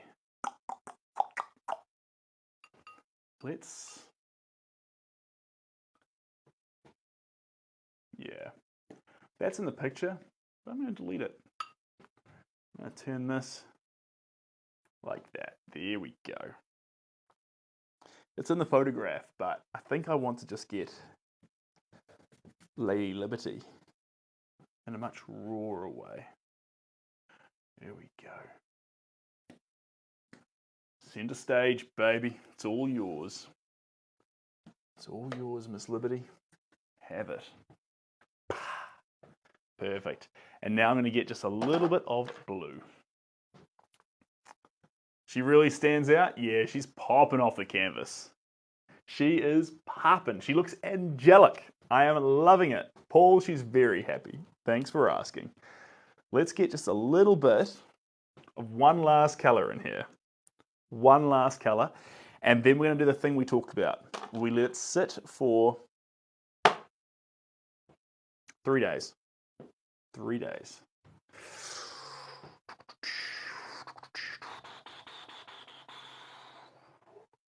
We're going to put down the big brush and go for something slightly smaller. Let's see where this takes us. You found another gal? Welcome, Braden. Who was the first one? You're the first one? Do do do do do do do. Da da da da da da da. Lee dee dee dee dee dee dee. You're a gal too? Well, welcome on in, mate. Pleasure to have you here. There we are. slap some of that in there. Snake this up through there.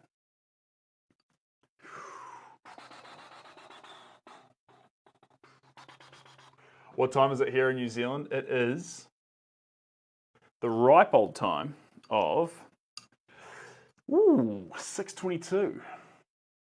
6:22, that's pretty exciting. That's pretty exciting.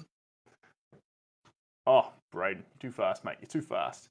I will say too, guys, if anyone here is joining in from the lovely land of Auckland and you're around the Albany area or North Auckland, pardon me, North Shore, message me because I may have something of interest to you, regardless of what you do as a walk in life. We're opening up, starting a community, which I'm pretty excited about. You're in New Plymouth? That's a cool place though. Don't feel too bad. New Plymouth is a cool place. I'm on board with you. Living in New Plymouth. You stay right where you are.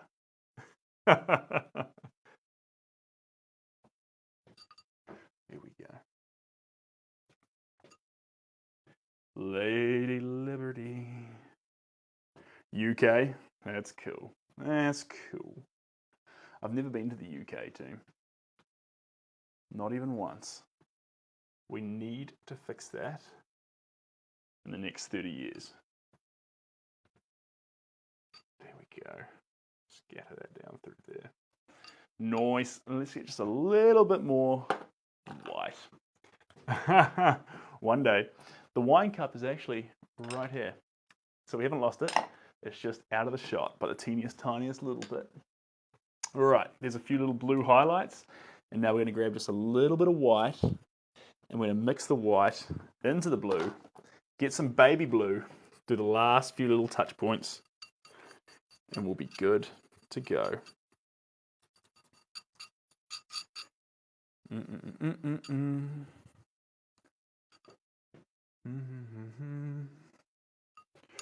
Do do do do do do do do. La da da dee. Da da do do do.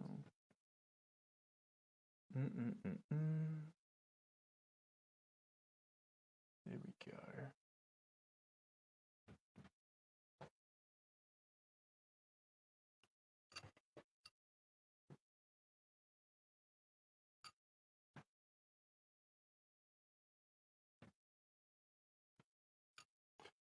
Then up through there, then down through there. Ooh. Hello, how you doing? Well, since the lamp's out of view, it's really open to your own interpretation.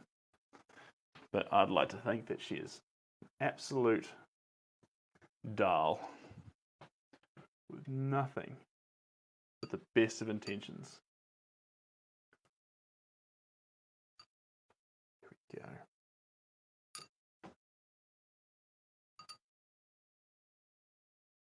Perfect.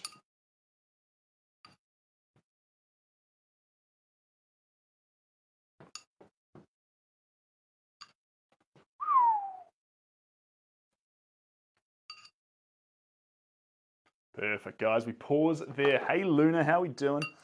Right. There's our statue. Hope we like it. I'll spin it around a little bit more so you guys can see it.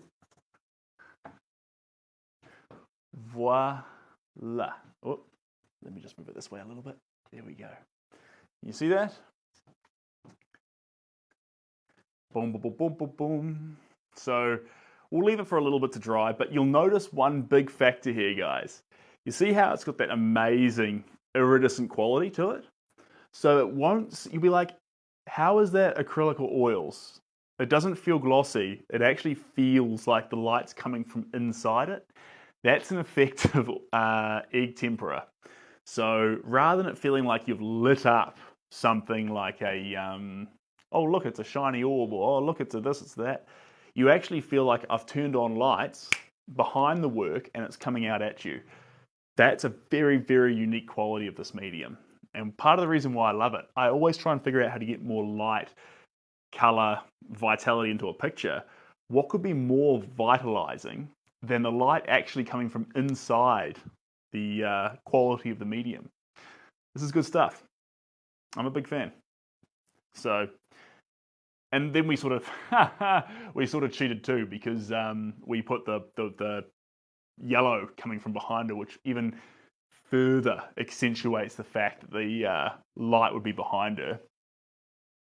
And no, so there is a few brush strokes still drying, but here, all this stuff, it's completely dry now. It's got no egg smell left whatsoever.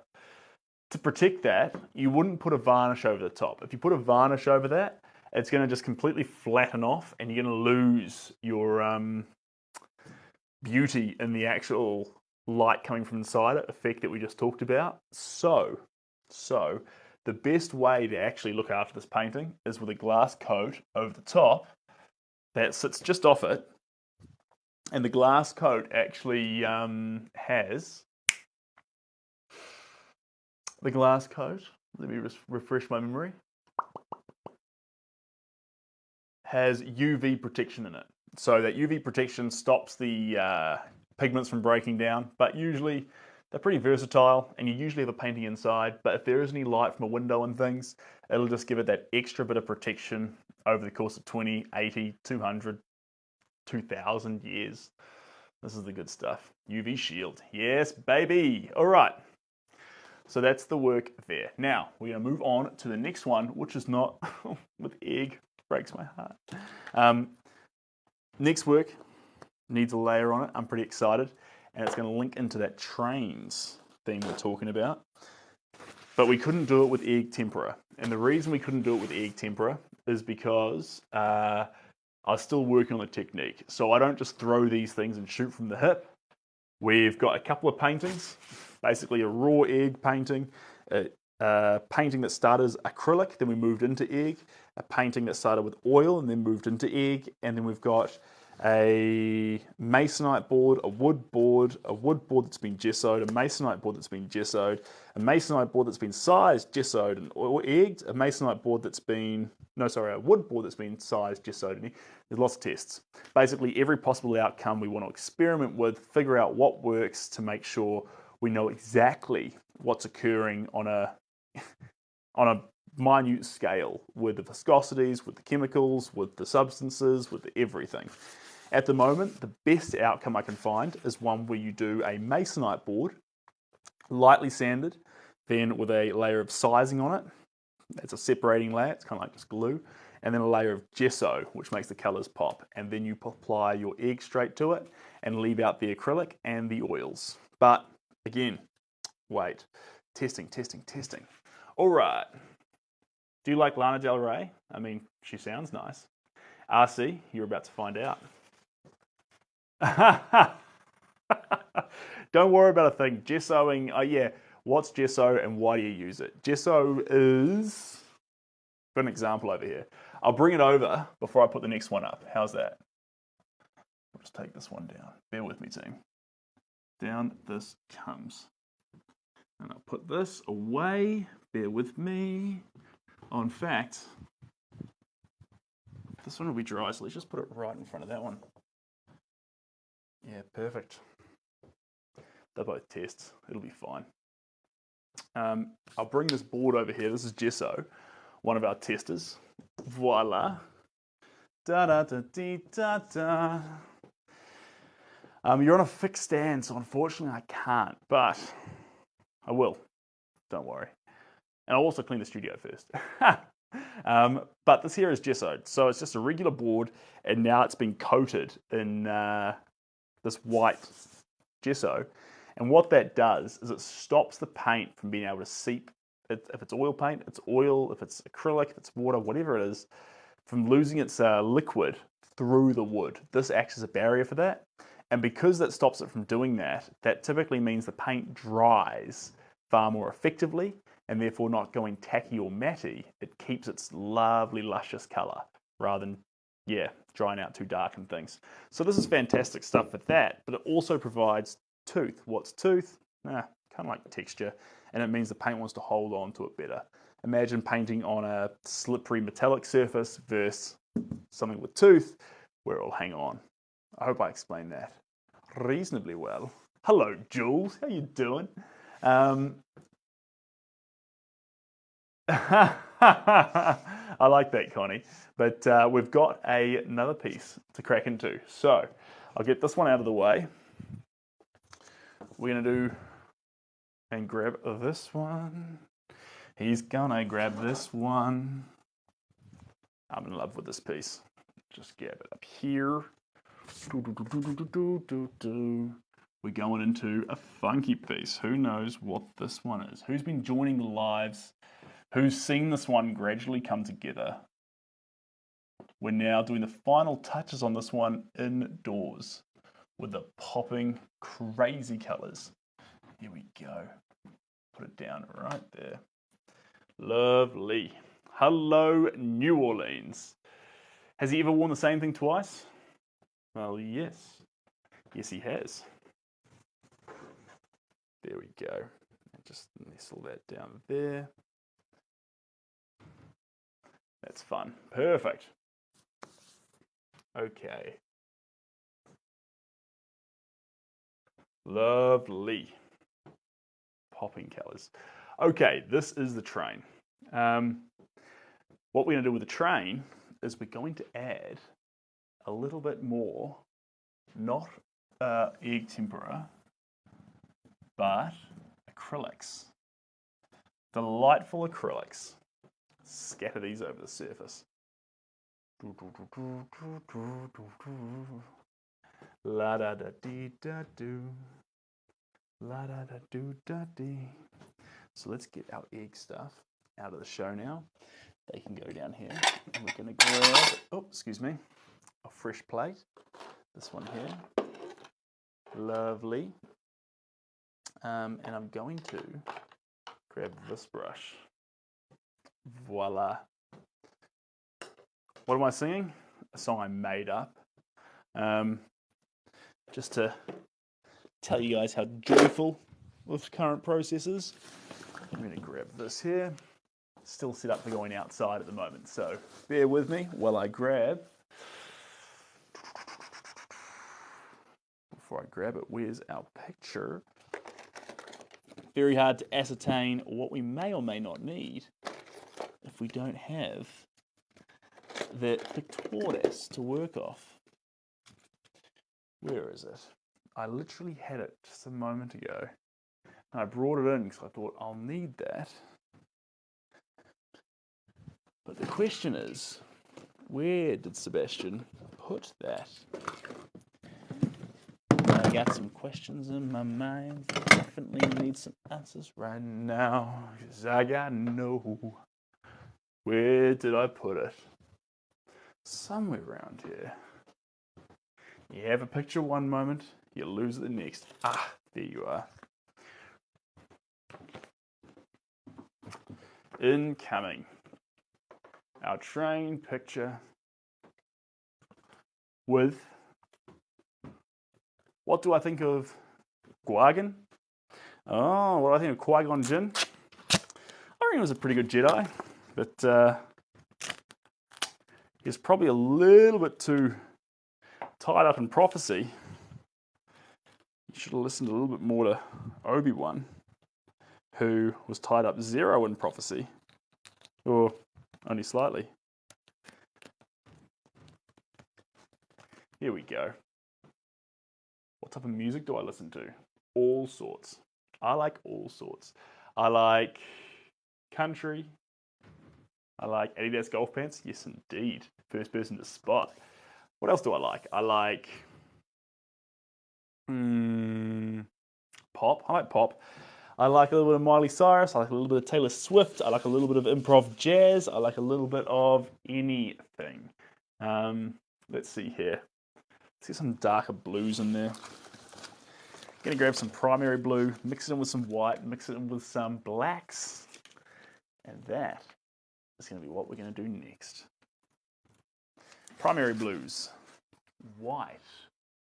There we go. A little bit of this.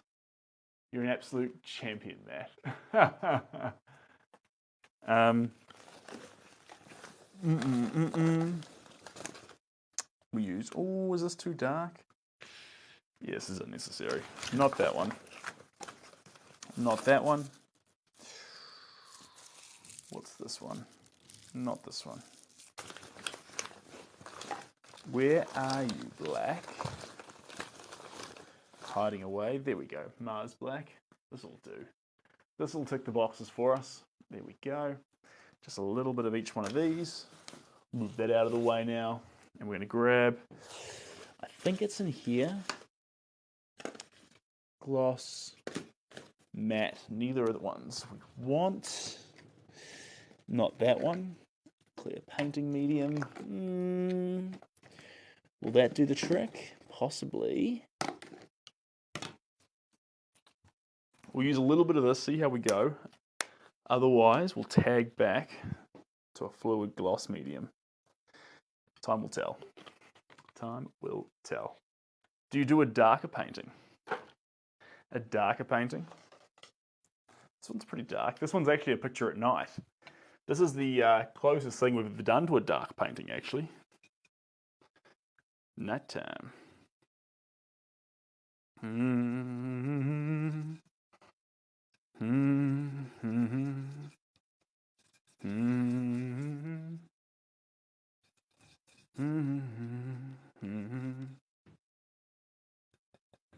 Here we go. Right, let's just get a little bit of this.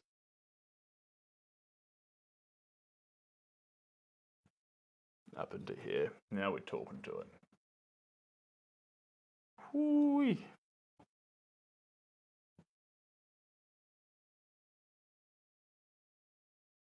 Lovely.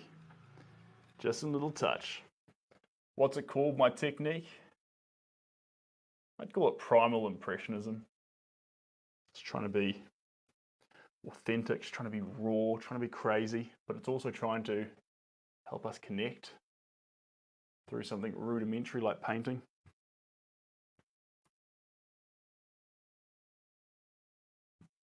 Painting's quite an old school technique now. Now that we have tablets, now that we have smartphones, now that we have stylus pens, we can draw whatever we want. Ask AI for whatever we want. So why would we paint it if now AI can create our wildest dreams and all we have to do is ask it? Because painting in its raw, crazy, primal form, the end result, yes, we love end results, but it's the journey, it's the process, it's the distractions, it's the mistakes, it's the crazy nature in which a painting comes together and the way you feel as the colours land one after another across this cascading wild surface. That's what makes a painting. Howard, well, I appreciate you being here, you legend. That is an incredibly inappropriate question to ask on a painting channel. Here we go. There we go. How is life in New Zealand?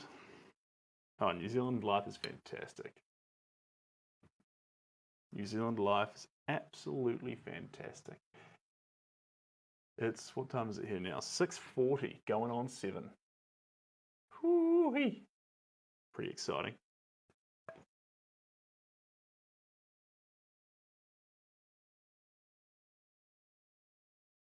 There we go.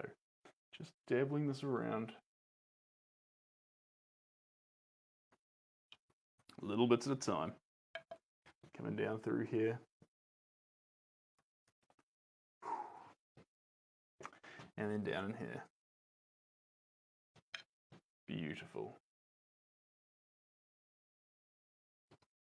Wind it up in here.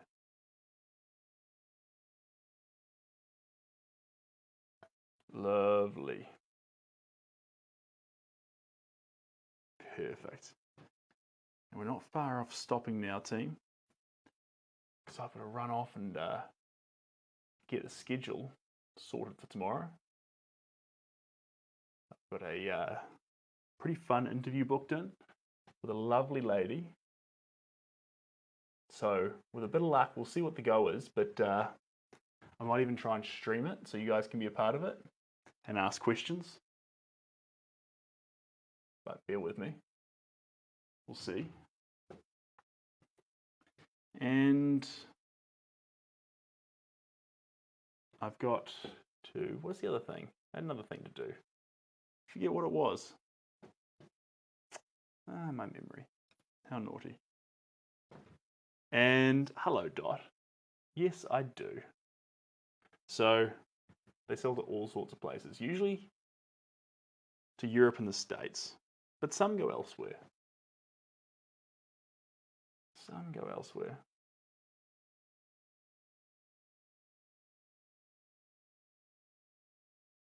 There we go. Acrylics take about 2 days, and oils can take up to 6 months, depending on the oil you used. And egg can dry within a day. And what else is there?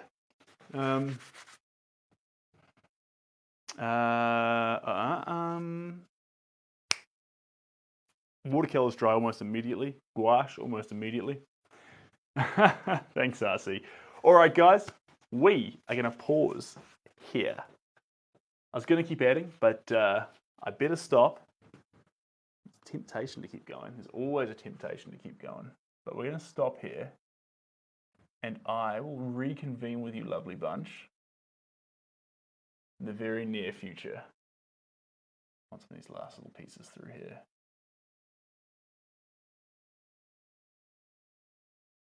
There we go. Beautiful.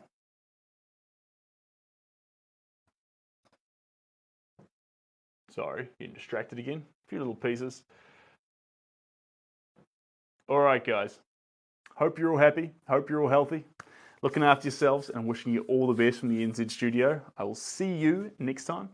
Look after yourselves, and thanks for joining in. You're absolute champions. Thanks, Jules. Thanks, Jay Smith. Appreciate you guys being here. And Paul, if you're still here, lovely to have you all here. Ryan. Cheers, guys. Bye. Oh, good luck at the dentist, Jules.